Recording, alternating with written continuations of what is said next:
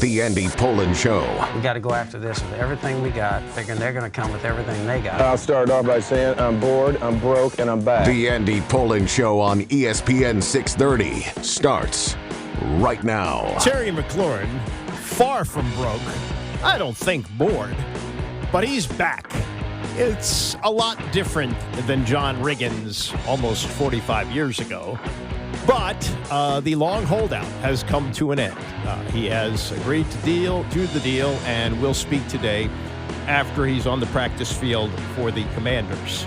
We'll also take a look at what's happening with the Baltimore Orioles, who continue to be a dumpster fire in a year that they were supposed to be contenders. This was the year that was supposed to be a breakout. We'll talk to their international director of scouting, Kobe Perez, to see if there are some good players in the pipeline and other things as we roll through on this Wednesday. And I guess we're off and running for the football season, right? They're on a regular schedule now in Ashburn, in that, they start practice on Wednesday every week.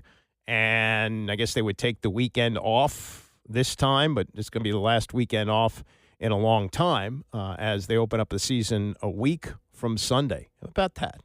Week from Sunday against the Giants, and I would assume that McLaurin will be in football shape to play. There's always that concern about injury. He will have practiced with the team for a very short period of time. Remember this, he walked out on OTAs, did not show up at all in minicamp, held out for the first 4 days of training camp. Once he reported, they said, oh, yeah, he's got an ankle injury, so we're going to put him on the physically unable to perform list.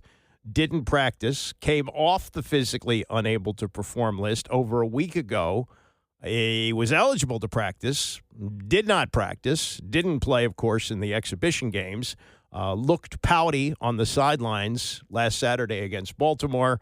But yesterday rolled up to Ashburn with his beautiful wife, walked out of the car hand in hand, sat down, signed his contract, and happily said this. Commanders fans, what's up? It's Terry McLaurin. I'm back. I'm excited to be here with you guys, man. I call this place home. I can't wait to see you guys out there week one. Let's work hard this year. We need y'all loud each and every week. Appreciate y'all. Let's get to it. Yeah, so all is good now with Terry McLaurin. Never mind that he asked for a trade at the end of last month.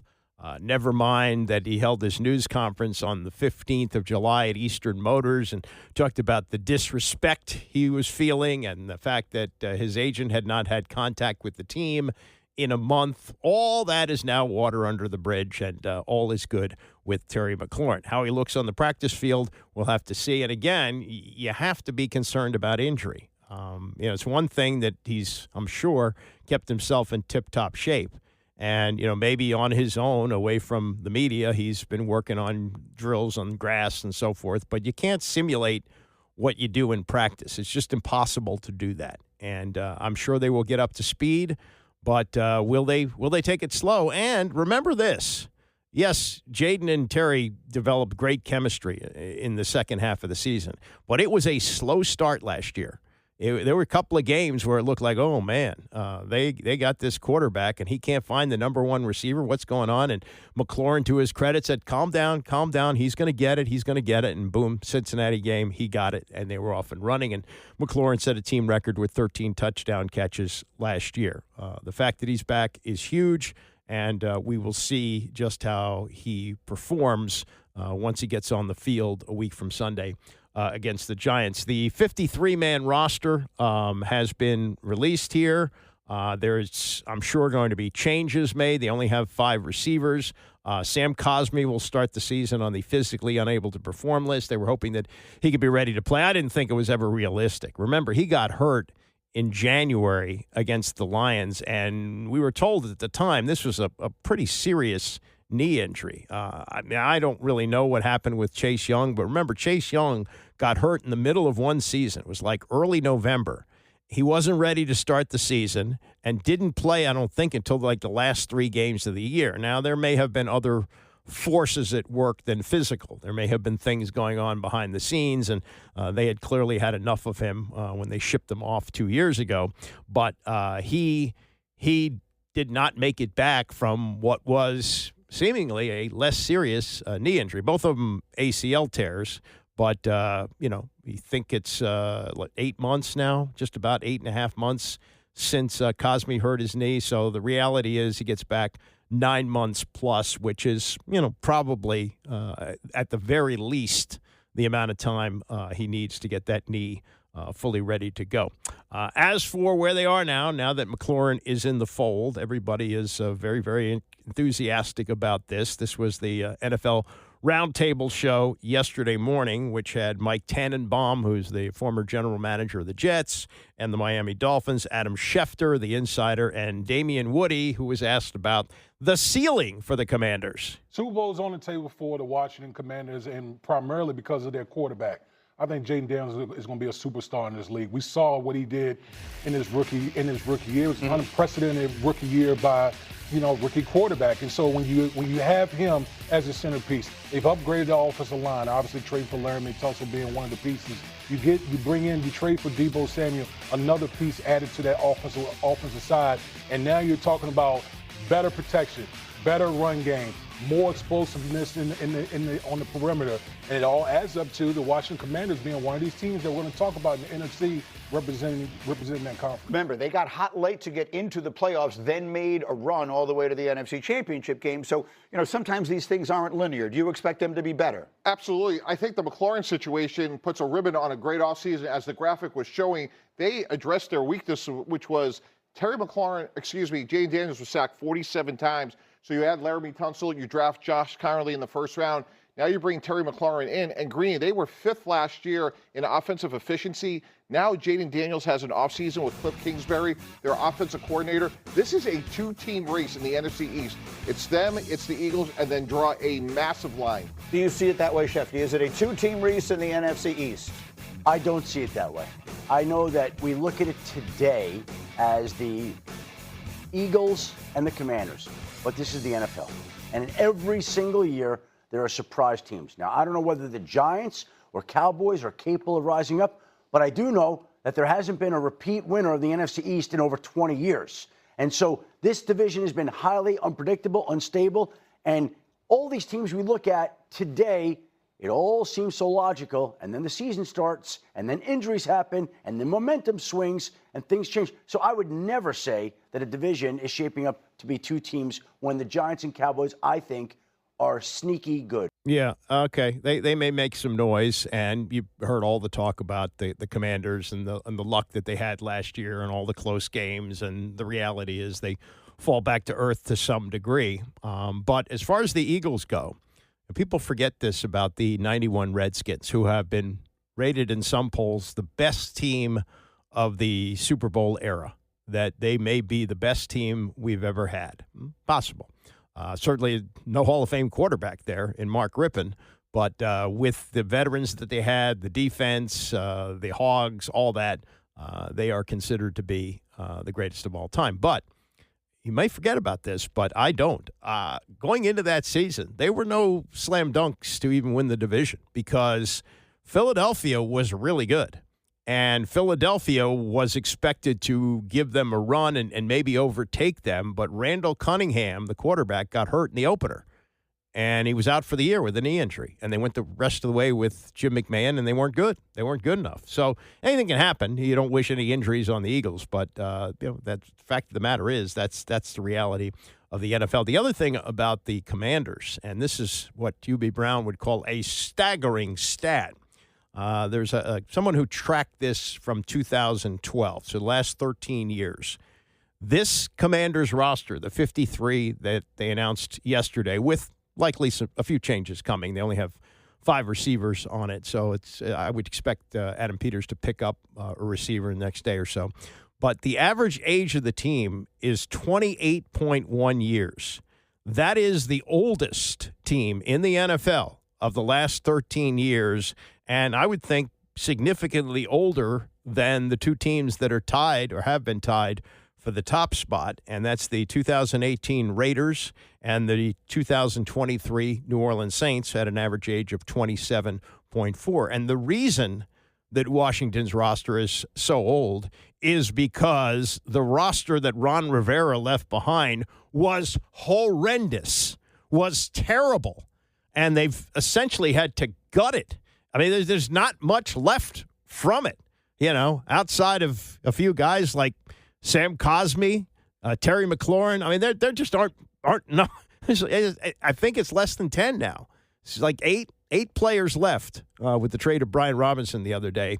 And so what Adam Peters had to do was load up on guys who could play now on low-level free agent deals. Now, he struck gold a couple of times, and guys like Bobby Wagner and Zach Ertz, but they're a year older and they could fall off. That's what happens. You get to a certain age, and you just can't do it at that level anymore, or you're more susceptible to injuries and things like that. So this could be a year with an old roster that things start to fall apart a little bit. You hope not, and you hope that mainly Jaden Daniels stays healthy, but there is that concern. Now back to the contract for Terry McLaurin. Here we are 48 hours later, not quite 48 hours later, about 40, 45, 46 hours later. And we have not heard what the guaranteed money is. We know the figure is $96 million. We know that he's getting a $30 million signing bonus, which gives him a lot of security going into this year because he not only gets the $22.5 million in salary, but he gets the $30 million, and God forbid he has a career-ending injury, he walks away with $52.5 million. It's not 96, but it could be a lot worse. Now, Mike Florio is an attorney, Pro Football Talk, and studies these kind of things. And when he hears $96 million, he does raise an eyebrow, as he did yesterday on his show with Chris Sims. Up to, you know what up to 96 means? Not 96. That's what up to means. That means he's got to do some stuff. He's got to achieve some triggers to get to 96. And every player's got a different, if they even have incentive packages or escalators in their deals. Some deals just don't. They're clean. They're simple. That's it. But there's different things you have to do, up to and including being Super Bowl MVP or winning 17 games like Russell Wilson to unlock his total 22 million, 21 million, I believe, with the Giants. They have to go undefeated. So we'll find out one of these days. That's the thing. They can't hide the numbers forever. The goal is to hide the numbers long enough so that by the time they come out, nobody cares. Yeah, that's other right. than me. Right. Because for me, it's like it's not satisfied until I can check that box and show the world what the deal's really worth. But Chris, I mean, there's talk that the real deal isn't even 30.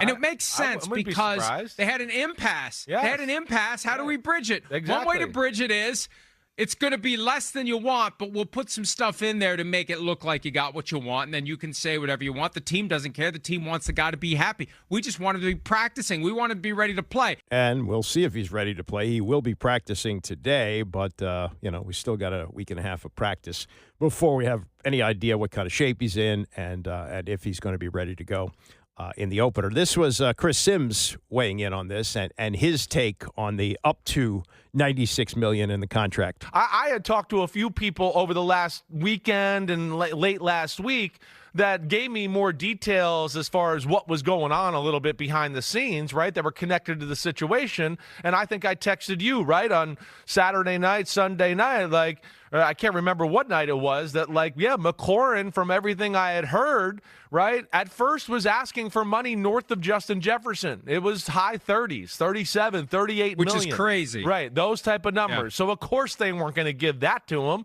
And that's what we kind of thought. Open high. Right. I hear you. I mean, it's a negotiation. Exactly right. So if they're at 25, then you mirror image whatever they're doing so you can get to a landing spot. I mean, it is very low tech.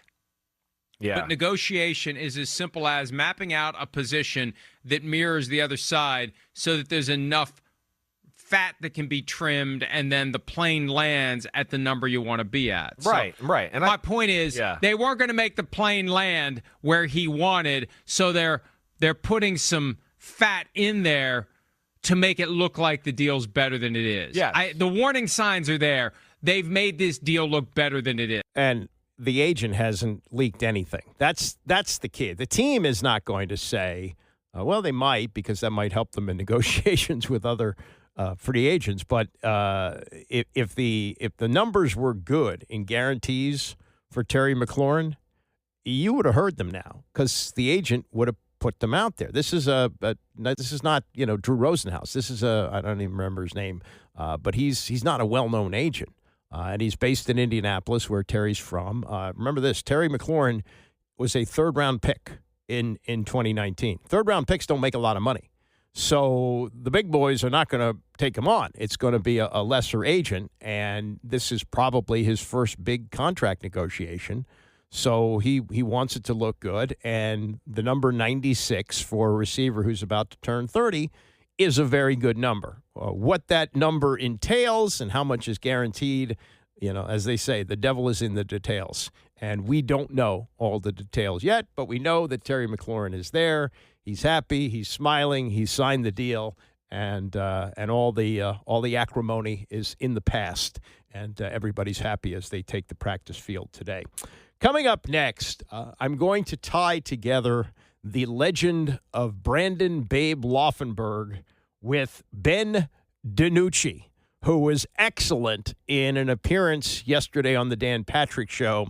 It was DeNucci over the weekend who was released by the Atlanta Falcons. He's only been there for a week just to play in their last exhibition game. And he tweeted out a picture of a beer on a bar, and he writes, "Not many beers are better than the airport I just got cut from the NFL for the 7th time beer. Trust me, you wouldn't understand."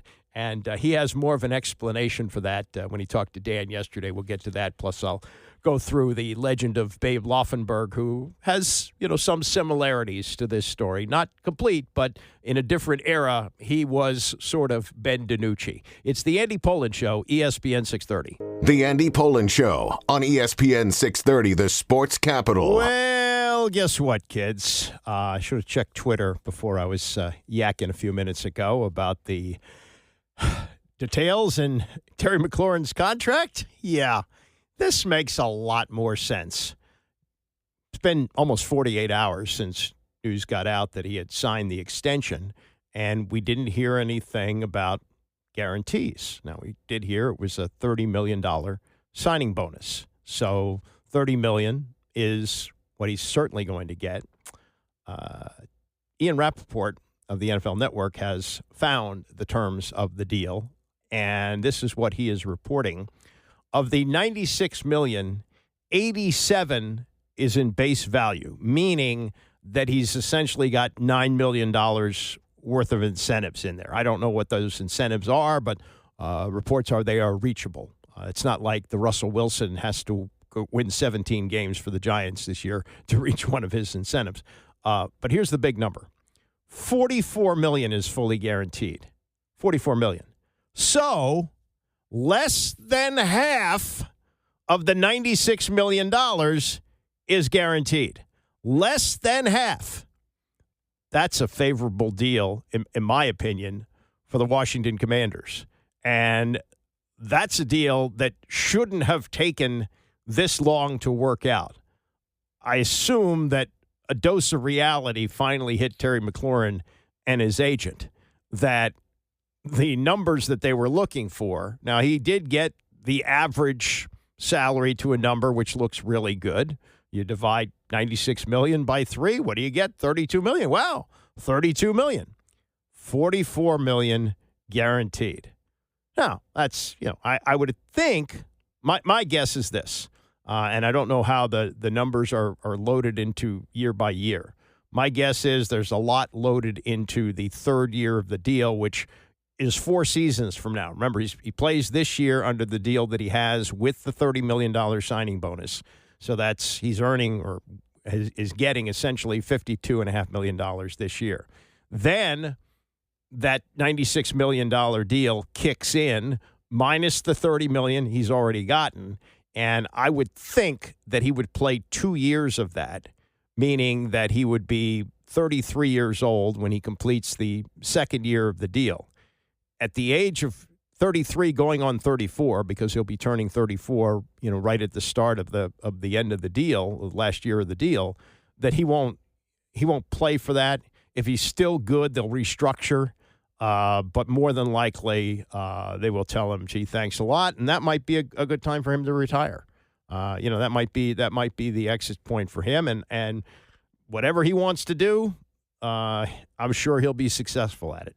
It may be working for the team, maybe working in business. I would think it would be in his best interest to stay in town because I think there's so many opportunities for him and the name that he's built up and the reputation that he's had. And, who knows, maybe over this next 3 years they win a Super Bowl, which makes his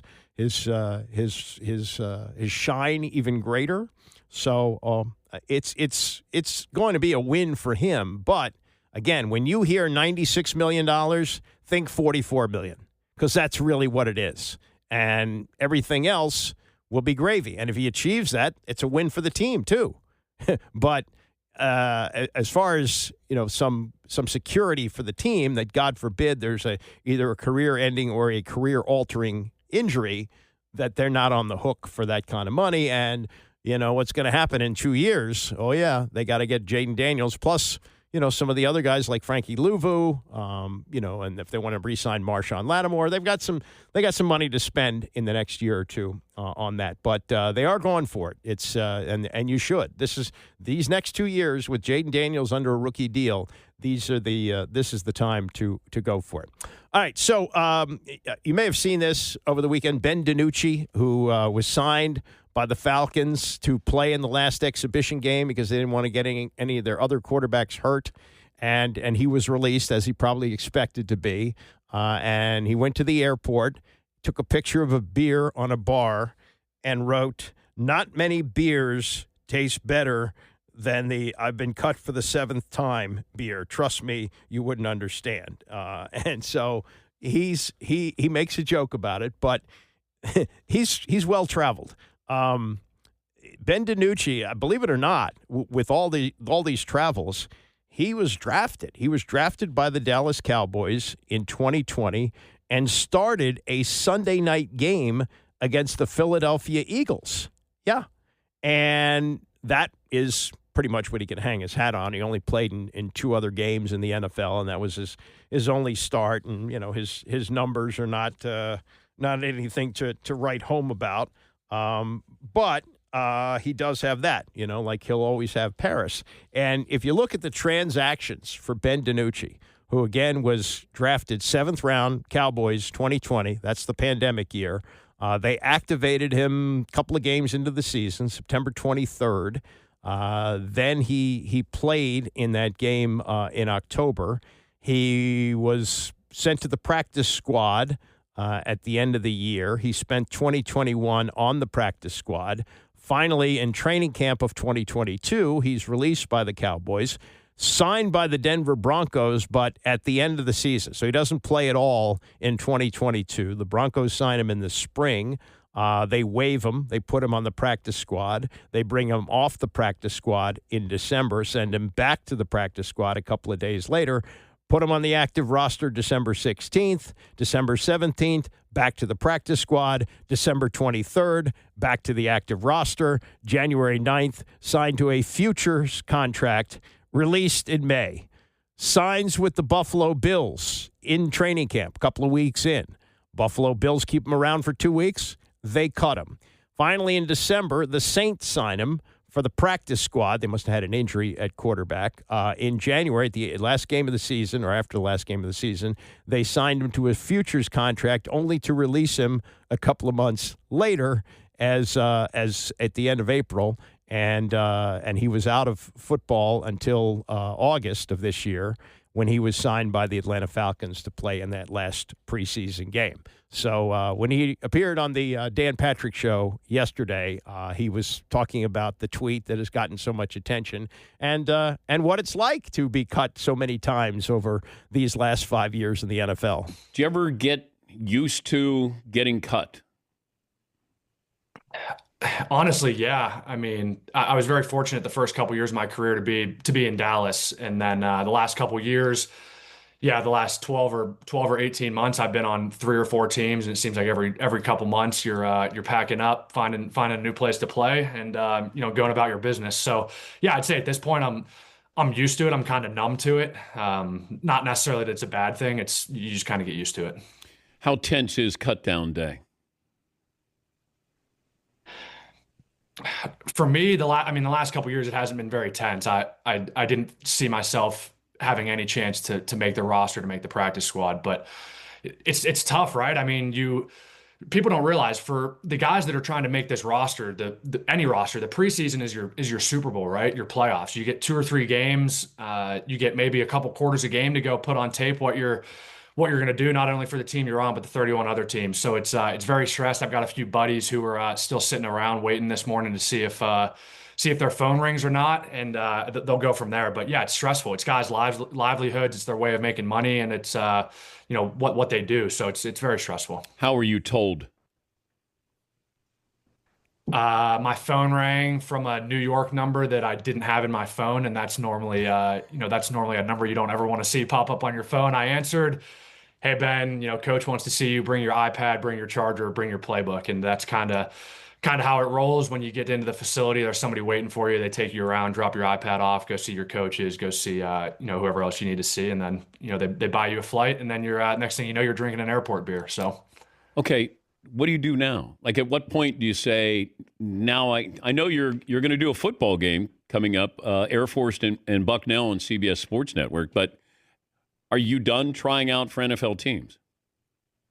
So, no, I don't think I'm officially done yet, right? I mean, the NFL is an interesting kind of animal. You get a phone call at any second, could be today, tomorrow, could be in 6 months, could never be again. So, yeah, the tough part for guys is staying in it, right? Waking up every morning, still doing what you've been doing the last couple of years to make sure that, if the phone rings, you're doing what you're supposed to do and ready to roll, that if a team needs you. But at the same time, I've been in this situation a couple times the last couple years, and don't necessarily want to be waiting around again all fall, just stressing myself out watching NFL games on Sunday. So I'm excited to move on a little bit, progress the next chapter of my career outside of football, and looking forward to calling Bucknell versus Air Force this Saturday. Okay, but if you get a call on Friday night by an NFL team, what happens to Saturday afternoon, Bucknell and Air Force? I'll tell them, hey, I can't be anywhere until Sunday, and hopefully the response is what I expect it to be. 7th round draft pick by the Cowboys? Correct. What was that like when Jerry Jones called you to tell you he was drafting you? Very cool. I think I might be one of the only people in Cowboys history to say that I got drafted from Jerry Jones's yacht. It was that COVID year, so they weren't in their draft room in Dallas. I think Jerry was calling everybody from his yacht in the middle of the ocean somewhere, and saw the phone ring. It was his assistant. He said, "Hey, Ben, Mr. Jones wants to talk to you. We've got the next pick. We're drafting you." And at that point, it was kind of like, all right, this is really cool. Everything that we worked for growing up, high school, college, it's kind of all come full circle and worth it. And this is kind of the moment that we've been waiting for. So it's Ben DeNucci, the backstory, actually getting drafted, on and off practice squads, the various teams, the Cowboys, the Broncos, the Bills, the Saints, the Falcons, cut 7 times.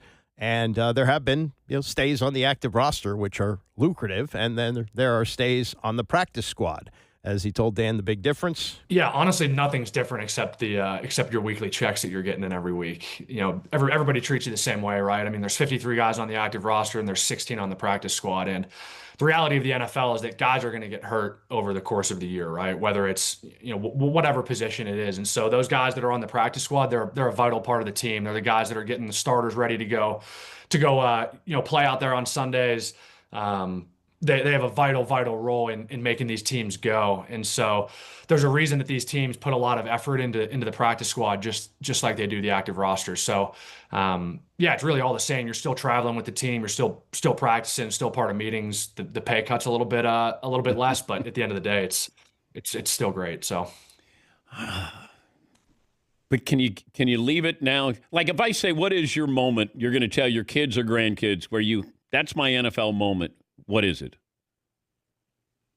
Yeah, I mean, it'd be hard not to say, my rookie year when I got to start that game on Sunday Night Football against the Cowboys. I think that's a moment that everybody kind of grows up thinking, hey, I'd love to play in the NFL, let alone let it be for the Dallas Cowboys, right? I mean, the Stars just kind of this iconic brand, not only, in the U.S., but, overseas as well. So, Yeah, it's crazy that it just happened my first year. Some guys it happens year 10, some it happens year 5, and mine just happened to be rookie year. And so to be able to do that and say I started a game for the Dallas Cowboys is something that a lot of people can't say and stick their name to. So that was kind of my, hey, welcome to the NFL moment. And I think when it's all said and done, that'll be what I look back on and say, man, that was pretty cool. I'm glad that happened. How nervous were you? Well, honestly, I think I would have been a lot more nervous had there been 75,000 people in the stands like a normal year, opposed to only 5 or 6,000 for COVID. So I honestly wasn't that nervous, right? I think you're more nervous just kind of the week leading up, the practice, the game plan, making sure, the checks, everything is kind of, you're good mentally. And then when you get out there on the day of the game, shoot, it's the same game I've been playing for the last 15 years. So when you step inside the white lines, it's go time. You got to shut everything else out and go play ball. You get to keep your jerseys from all these stops? You do. Yeah, you can see my Cowboys one up here. I grabbed my Falcons one last weekend, and I think I've got the only one I don't have is the Bills from last year during camp. So trying to find a way to get that one. That's the last one I need. Do you have to ask or do you steal? Well, you steal, but they still deduct it from your paycheck. You've got to kind of sign off on everything. The day after the games, when they're checking all the jerseys back in, they're like, all of a sudden, hey, DeNucci's jersey's not here. Let's make sure he pays for this thing on his way out. So that might have been my last parting gift from the Falcons. How much was it? $400. Yeah. So, I mean, I guess it depends who you ask if that's a lot of money or not. So, is it game used? Or if it's worth it. It was worth it. Yeah. It's game used. Yeah. It's the one I wore in the game. Took it right off my pads after the game and threw it in my bags. $400, not like you could sell it on eBay down the road. It's Ben freaking DeNucci. But that's the story. And there's a lot of Ben DeNucci's in the NFL. They just don't play quarterback, so you don't hear of them. But that's how the league churns, that they need bodies. And for DeNucci, that's 5 years of team to team, practice squad to practice squad. And if the phone rings again, even though he's trying to launch a broadcast career here, yeah, he's going to answer the phone. And you do it as long as you can, right? I mean, your phone's not going to ring when you're 40, so you might as well do it now. But this ties in, for me anyway, for the legend of Brandon Babe Laufenberg, who has to be the most famous player ever to play for the Washington football franchise and never take a snap. He is an August hero, the very definition of August hero. In fact, at one point they were calling him Mr. August because he would come into games that were out of reach seemingly and lead the team to great comebacks only to be cut the next day. So let me explain his journey because I think it's really fun to look back on. He was a star quarterback in the Los Angeles area, Burbank, California, beautiful downtown Burbank, and he was recruited to play at Stanford by the great Bill Walsh in 1978. Bill Walsh probably knew quarterbacks better than anybody. He's the one who took Joe Montana in the 3rd round. So he recruits Babe, and he says, hey, I got this senior, Steve Dills. We're going to redshirt you. You're going to sit behind Dills for a year, and then we hope you can be a 4-year starter for us. So he goes, okay, that's a good plan. So he goes to Stanford, redshirts in 1978. And what do you know?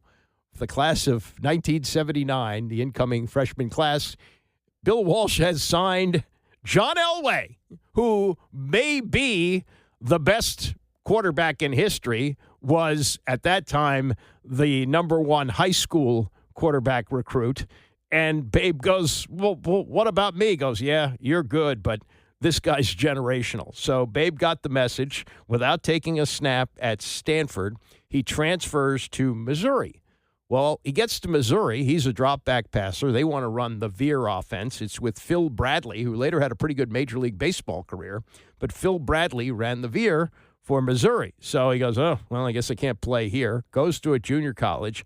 Then Lee Corso at Indiana, recruits him to play there. Corso left, but he played for Sam Weish, who replaced Corso at Indiana, and played well in 81 and 82, well enough for Bobby Beathard to take Laufenberg in the 6th round in 1983. So he's with the Redskins in 83 and 84. He's the third-string quarterback in 83 and doesn't play behind Joe Theismann and Bob Holly, I believe, was the backup. And then Jay Schrader comes in 84, so he's behind Theismann and Schrader, is released before the 1985 season, goes to training camp with the San Diego Chargers, is on their roster for a few games, and then they cut him. So now he's out of the NFL, and he figures, well, I don't know if the phone's going to ring. So he goes off for a vacation in Mexico. And while he is in Mexico on vacation in 1985, November of 1985, he is in a bar called the Giggling Marlin. And in the Giggling Marlin, he sees Joe Theismann's leg being snapped in two. Now, Bobby Beathard that night wants to get a hold of Babe Laufenberg because he's got to have a quarterback now behind Jay Schrader. He's got to bring somebody in 1985, and the following week, if he doesn't have a backup, he's going to have a problem. So he calls Babe's house, and his father says, "Oh yeah, he's in Mexico." Well, they don't have cell phones then, so he couldn't text him. So Babe understands, hey, Washington might call. So he finds a payphone in Mexico and calls his father and goes, "Oh, yeah, Bobby Beathard's trying to get a hold of you." So Babe comes back, gets a hold of Beathard first, comes back to Washington, and he finishes out the 1985 season, but doesn't play because Jay Schrader plays well for the rest of the season. So then he winds up with the New Orleans Saints in 1986, doesn't play there except for one game where he goes in to take a couple of knees to run out the clock. So he doesn't throw a pass, but he finally gets into an NFL game in 1986 at the end of the season. Saints don't keep him around. He signs with the Kansas City Chiefs in 1987 at the beginning of the year. The players go out on strike after 2 games. I think it was 2 games in 1987, and so he's out, and the Redskins call him and say, "We'd like you to be a scab quarterback." He says, "No, I'm not doing that. I'm not crossing the picket line." But they do bring him back when the strike resumes in 1987, but they only keep him around for 2 games, and then he is cut. And because he was only there for 2 games, he doesn't get a Super Bowl ring or a share of the Super Bowl. You have to be on the team for 3 games. He was only there for 2. But this is the crazy thing. He has yet to take an NFL snap. He has been in the NFL or in and out of the NFL since 1983. It is now 1988. Babe Laufenberg, who came in as a rookie at the age of 24 because he transferred twice, once from Stanford and once from Missouri, is now 29 years old. And incredibly, he wins the starting job in San Diego in 1988. And he starts the first 6 games of the season, gets hurt, breaks some ribs, and doesn't play the rest of the year. Winds up in Dallas in 1989 as Troy Aikman's backup at third string because they had was the other one, the guy that they took from Miami. So he was the third string quarterback in 89. He plays some in 90 when Troy is hurt. And that's the end of the road. He's now been a TV and has been the color analyst with Brad Sham on the radio for a long, long time. But Babe Laufenberg got 7 starts in the NFL, played 16 games, threw 5 touchdowns, 11 interceptions, and over 1,000 yards passing. But think of Babe Laufenberg with what you get here with Ben DeNucci, and they make two very interesting side-by-side stories. Brandon Babe Laufenberg, the greatest August hero Washington has ever had, and Ben DeNucci, who will forever be ingrained in the minds of quarterbacks who make those kind of runs in the NFL with the image of the airport beer and how sweet it was. And no, we wouldn't understand, but you also got to understand that just to be in the NFL, even for a quick shot in the exhibition season, is far more than most people ever get. And to think that if it's all over, he can always say, "I had that start on Sunday Night Football for the Dallas Cowboys." Pretty amazing. Stay with us. It's the Andy Pollin Show, ESPN 630. You want the tails on the Terry McLaurin contract? Oh, I got the tails. Whew. Albert Breer just put out all the little things in the contract, and we will go through some of them. Trust me, not all of them.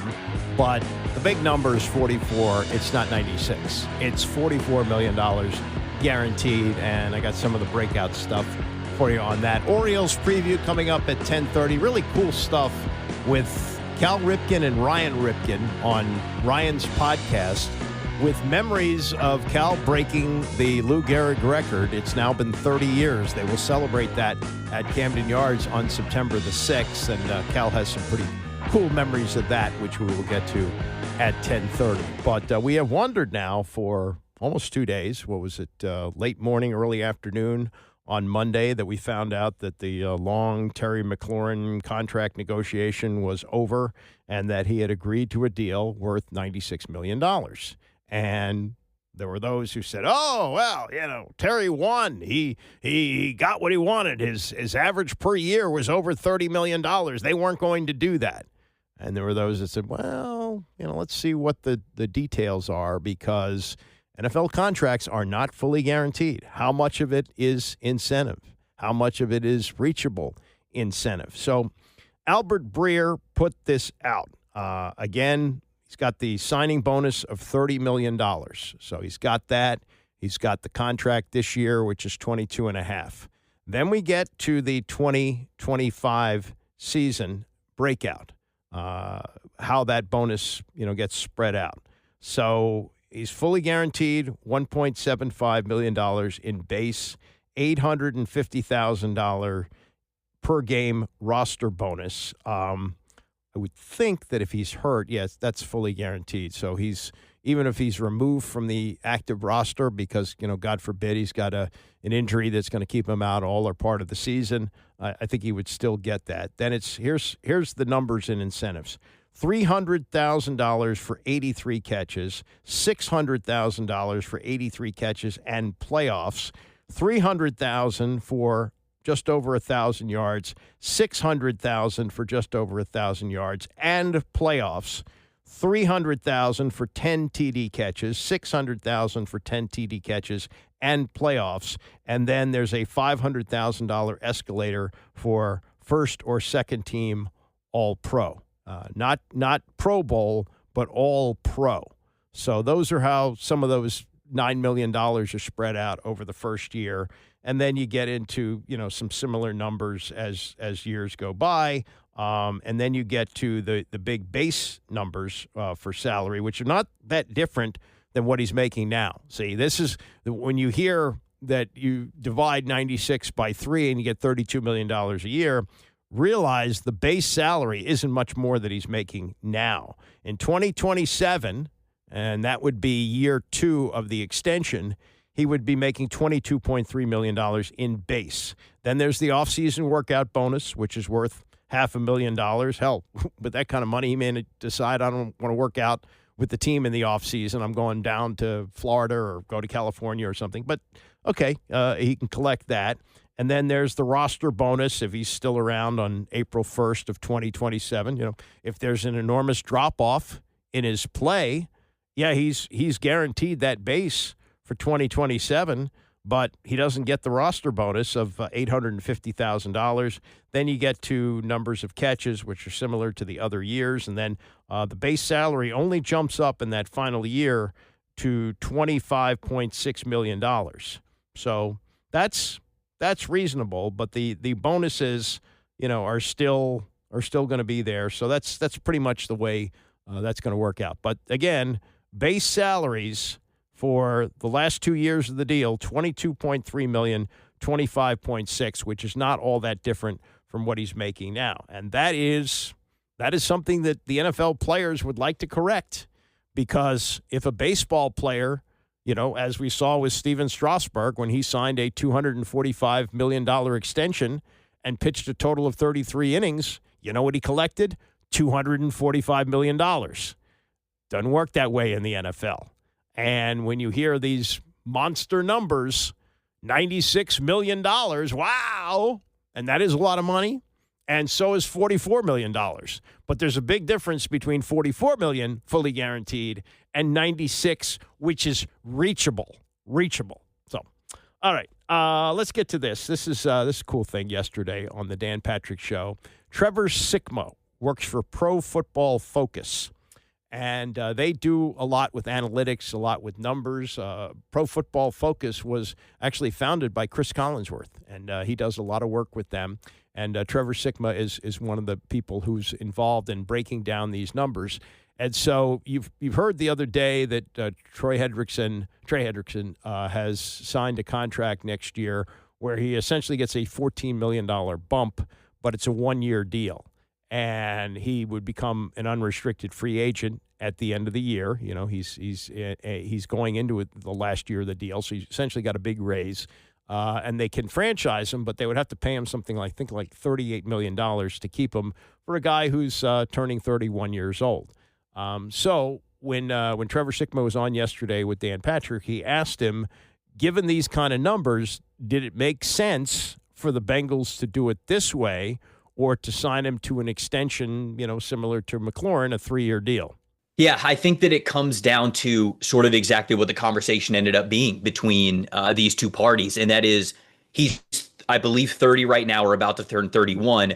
What does his performance look like in 2026 and 2027? Where is that drop off there? And, you know, it's a little bit of a different metric. I don't know, you know, if we have something out there for necessarily like age decline, but I can tell you, from a wins above average standpoint, the only edge rusher that we had in our system that was more valuable than Trey Hendrickson, who led the NFL in pressures last year, was Myles Garrett. And the reason why Myles Garrett was a little bit higher is simply because he was better as a run defender, but Trey was doing his job extremely well. And I would stack that up with the rest of the team there with the Bengals. You're not just looking at what Trey Hendrickson is versus the rest of the league. Of course, that goes into the overall number of what you're discussing with the contract, but it also goes into who else do you have on your team? Because if you look at the Bengals, the 3 players that are higher in wins above average are the 3 that you would expect. It's T. Higgins, it's Jamar Chase, and of course, it's Joe Burrow. But after that, it's Trey Hendrickson, and then, you know, the next guy on the team is much, much lower. So I would certainly tell the Bengals, like, hey, if you want to compete for a Super Bowl, if you want to compete in what is maybe the toughest division in the NFL, you probably cannot do it with this guy, and you're not going to be able to replace him in the aggregate. Yeah, so this is short term. I think there's something else to this beyond the fact that the Bengals are looking at their window and saying, you know, maybe we have to win now. I think this is keep Joe Burrow happy, because if Joe Burrow goes through another season this year like he did last year where he was spectacular and the defense was god-awful and they missed the playoffs, how long before Joe Burrow goes, I got to get out of here? You got to get me out of here. And it's not quite like the NBA where you say you want to get traded and they trade you to the team you want to go to and they get another player who you want to take with you. It doesn't quite work that way. But an unhappy Joe Burrow in Cincinnati, I don't even know how you could trade him. I don't know how you could get any kind of value for him. But you know, he may have had enough, and he's been very good about what he said publicly. But without Trey Hendrickson, their defense with him was bad. Hopefully they made some improvements to it, and they can at least be salvageable this year, and hopefully they can score a lot of points and win some games. But that was a signing that they absolutely had to do, and I think it was probably the right way to do it, to just give him a raise. And if you know, while they look for his replacement, if they can find it, at least you've got his production for this year.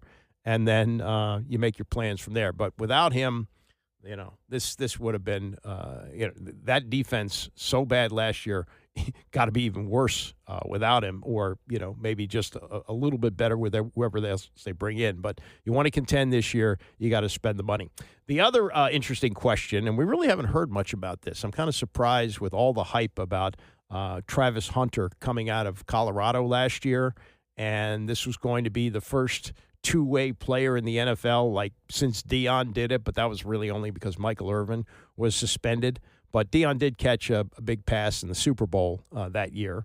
But, you know, by and large, we haven't had two-way players like since 1960 when you know, the Eagles had the Concrete Charlie, Chuck Bednarik, who went both ways, played center and linebacker for them. We haven't had that. That's, what is that, 65 years, right? 65 years since we've had a full-time two-way player in the NFL. And Travis Hunter is not going to be full-time on either side of the ball, on both sides of the ball, I should say. He probably will be on one. But he's going to be a corner, and he's going to be a wide receiver.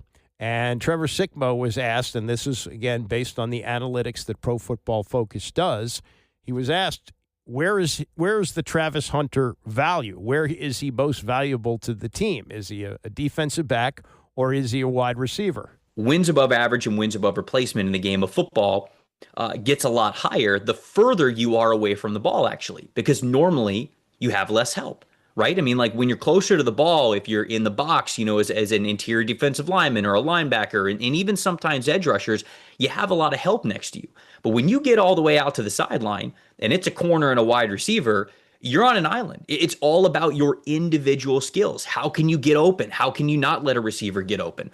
And what we have figured out is that some years it can flip, right? Some years the highest wins above average wide receiver like a Jamar Chase or a Justin Jefferson can be a little bit higher. But last year, for example, it was Patrick Surtain. He was the highest graded defender that we had from a wins above average standpoint. He ends up winning Defensive Player of the Year, and it's just because of exactly what he's able to do. You can stick him on an island against the other team's best playmaker in the passing game, and he can totally take him away. That is unbelievably valuable from an individual standpoint in a team game. So it is sort of close, but to answer your question, I think that for the most part, if you are a true top tier, top 5 corner, that is going to be more valuable than even the top wide receivers because, again, we get back to scarcity. There's a lot of wide receivers who can do it at a very high level. There's not a ton of corners that you can go out there and tell them to play cat coverage, say, hey, you go cover that cat, make sure he doesn't catch the football. The top ones do, and our numbers reflect that type of scarcity and that value. So that's why I was a big proponent of Travis Hunter being a corner in the NFL and understanding that if you wanted to get benefit of the both sides of the ball with him, you'd probably have to, play him a little bit differently. But I always said you can play him full-time at corner, get maximum value there, and then moonlight him a little bit as a wide receiver and sort of get that value there. You can't do the opposite. You can't have a guy play full-time at wide receiver and then say, hey, go play a couple of plays at corner, or at least it's really damn difficult to do that. So that's why I was a big proponent of him playing cornerback, because our wins above average model sort of spoke to that value there. That's the numbers for winning, but the numbers for paychecks, I believe, are different. Wide receivers, top receivers, Justin Jefferson, $40 million a year. There's no corner making $40 million. So it might be a test of wills here in that the team may want to play him at corner full-time, and he may say, no, I'm a full-time receiver, and when we have long yardage plays or, passing downs for sure, I'll be in the game. I don't know. I mean, this is going to be fun to watch and see how that unfolds. We've never had anything like this before. And Travis Hunter has said things like, I want to be on the field all the time. This is what I'm used to. This is how I played in high school. This is how I played in college. I need to be on the field all the time. Can't do it in the NFL. You can't do it for 17 games. But okay, let's watch it all unfold in Jacksonville, and see how that works out.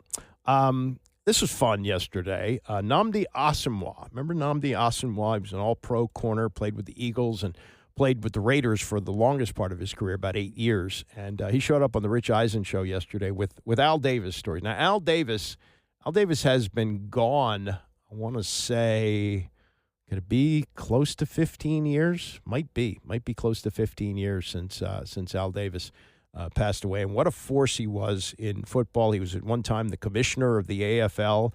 He didn't want the merger. He wanted to take down the NFL. That's the way Al rolled. Just win, baby. And he took on the NFL in court. He moved his team multiple times. He moved it from Oakland to Los Angeles and then back to Oakland, and was always threatening to do things that the league didn't want him to do, always butting heads with Pete Rozelle.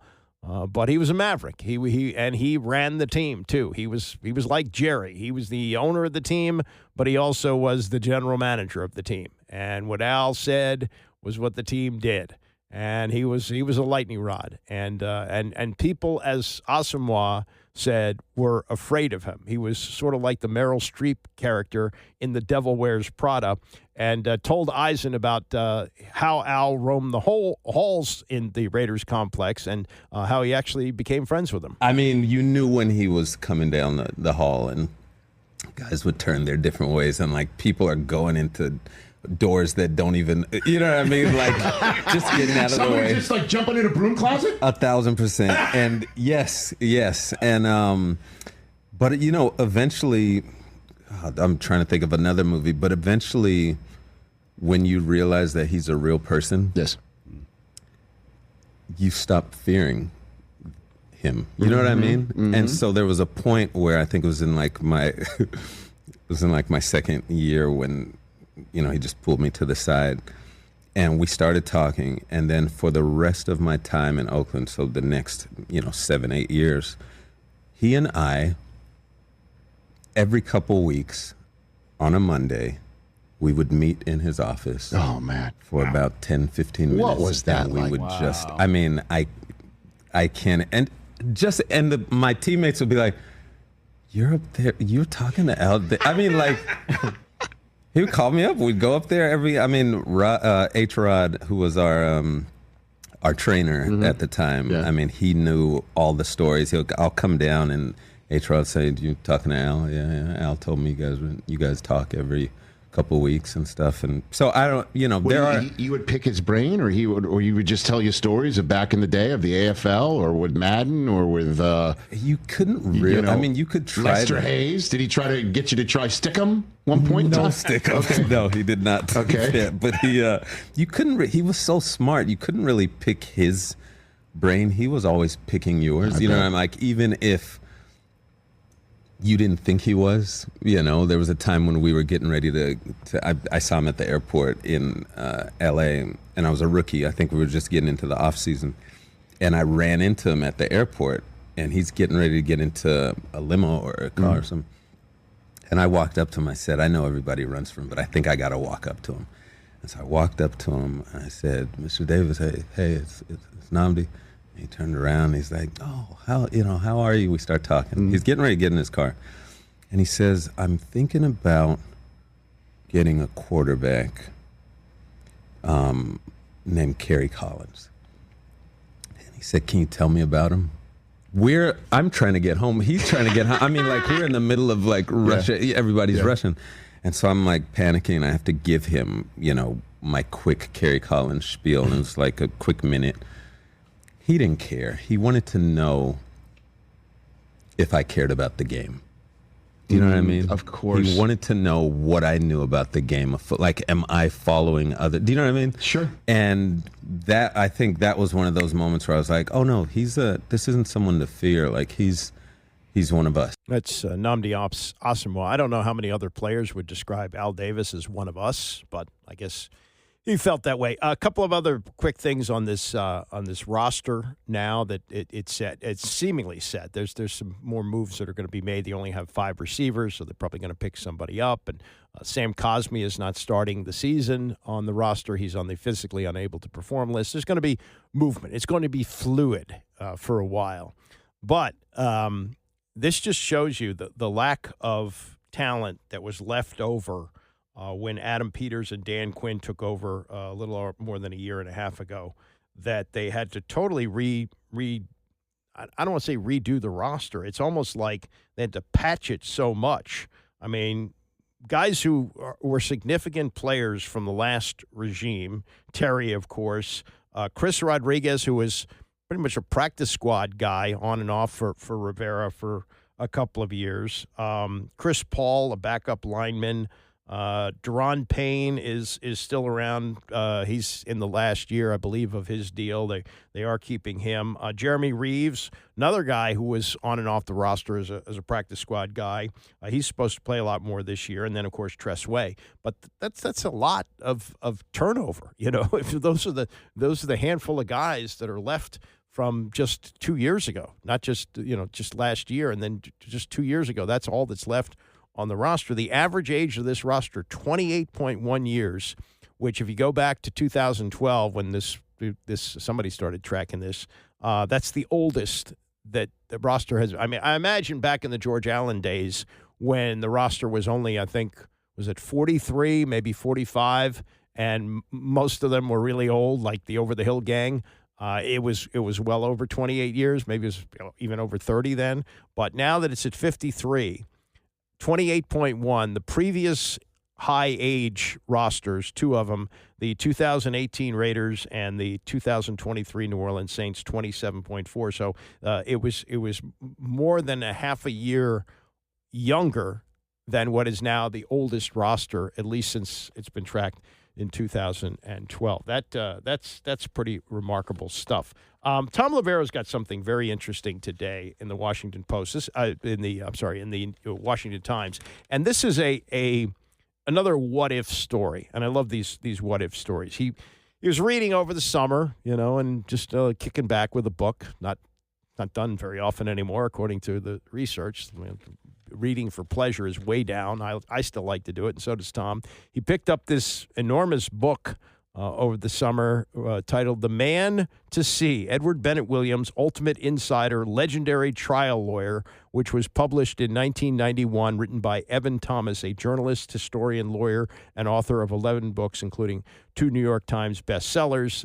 It's a huge book, and EBW died in 1988, so he's been gone for a long time. But in reading through the details on this, these again are what-if things. It's really cool that Edward Bennett Williams tried to buy the Washington Senators. Now, if you don't know this, the Washington Senators came into baseball in like 1901, and the owner of the team, Calvin Griffin, moved them to Minneapolis in 1960, where they became the Minnesota Twins. Well, baseball immediately expanded. They added the, at that time, California Angels, and they kept the name Washington Senators. It was just an expansion team. But somebody had to buy the expansion team, and Williams tried to do it in 1961, and he wanted to get the endorsement of Joe DiMaggio, which he got. He had a group that put together $3.5 million to buy the team, which was a lot of money in 1961. Realize Abe Pollin bought the Bullets in 1964, which was the highest price ever paid for an NBA team, at $1.1 million.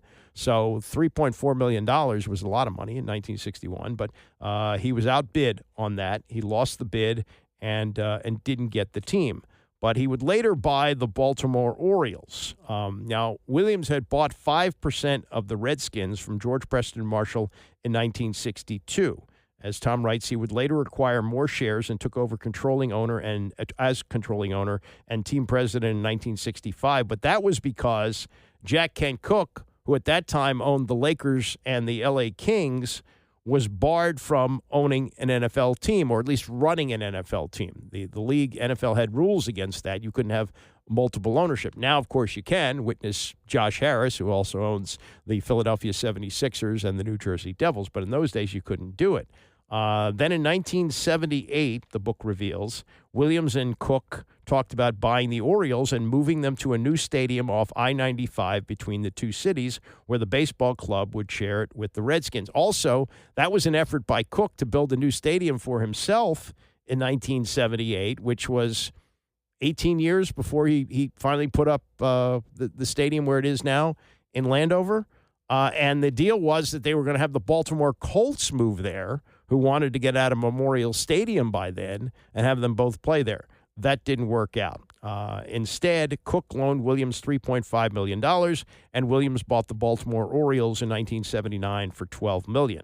Then they got to fighting about that, and Williams said that he was told that Cooke was exercising his option to buy half the Orioles at the original price, and they went back and forth, and eventually Williams was out as owner of the Orioles, and he was out as the controlling member of the Washington football team, because Cooke, to pay for his divorce, had sold the Forum, had sold the Kings, and had sold the Lakers.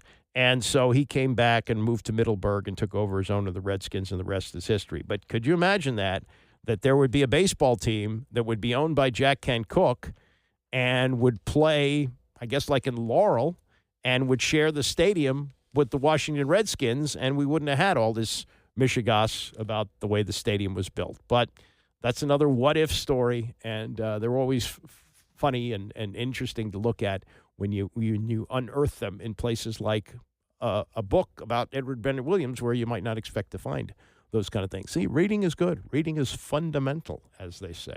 All right, Orioles preview is coming up next. We will also talk to their international director of scouting. That's Kobe Perez. He'll join us about 10:45. It's the Andy Pollin Show, ESPN 630.